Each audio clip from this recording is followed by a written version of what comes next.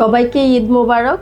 আজকে আমরা যে মা বোনরা আমাদেরকে রান্না করে খাওয়ায়, যারা আমাদের খাবারের প্রতি ধ্যান দেয়, আমাদের শরীরের প্রতি ধ্যান দেয়, তাদের জন্য কিছু কথা বলবো। তাদের হেলথের জন্য একটু কিছু কথা আমি আজকে শেয়ার করব।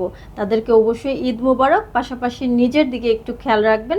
আমি আমাদের মেয়ে, মা বোন অথবা মায়েদেরকে বলছি, আমরা দেখা যায় নিজেদের খেয়াল রাখি না, সব সময় পরিবারের খেয়াল রাখতে গিয়ে নিজের সময়টা, খাবারের সময়টা এবং নিজেকে সময় দেওয়ার কথা ভুলে যাই, যার কারণে আমাদের বিভিন্ন রোগবালাই কিন্তু চলে আসে।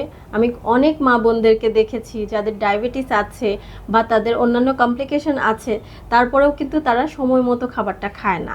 এটা একদমই উচিত না, যেটা আমাদের শরীরের জন্য খুবই ক্ষতিকর। আপনারা অবশ্যই রান্না করবেন, খাওয়াবেন সবাইকে, কিন্তু নিজেও খাবারটা একটু সময় মতো খেয়ে নেন। কারণ একটু সময় মতো খাবারগুলো খেলে আপনারা রোগবালাই থেকে মুক্ত থাকবেন, সুস্থ থাকবেন এবং পরবর্তীতে সবাইকে খাওয়াতে আরও আগ্রহ পাবেন এবং শক্তি পাবেন।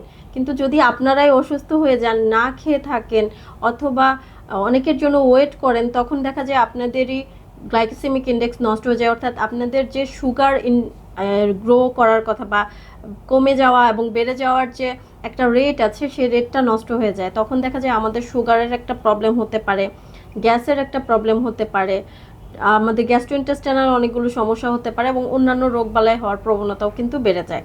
এবং পাশাপাশি তাদের ঘুমটাও ঠিক রাখা জরুরি, পর্যাপ্ত পানি খাওয়া জরুরি, আর কিছু হাঁটাহাঁটি করা জরুরি বা ব্যায়াম করা জরুরি, যেন তারা সুস্থ থাকতে পারেন। অর্থাৎ আপনারা যদি সুস্থ থাকেন, তাহলে অবশ্যই আমরা সবাই সুস্থ থাকবো। যাদেরকে আপনারা টেক কেয়ার করেন তারাও সুস্থ থাকবে।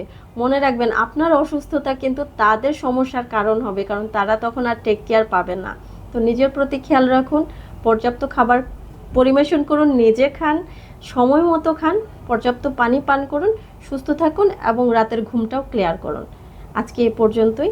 ধন্যবাদ।